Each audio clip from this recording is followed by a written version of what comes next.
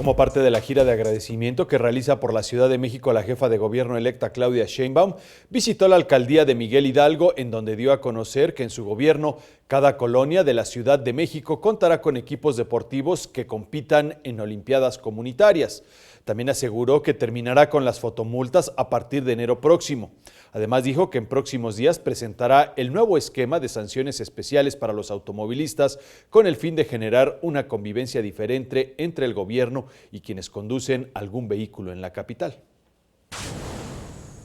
Cada barrio, cada pueblo, cada colonia de la ciudad tenga su equipo de fútbol, su equipo de béisbol, de básquetbol, que concursen y lleguemos al final a las mejores instalaciones deportivas que tiene la Ciudad de México. Vamos a acabar con las fotomultas, vamos a hacer un programa integral.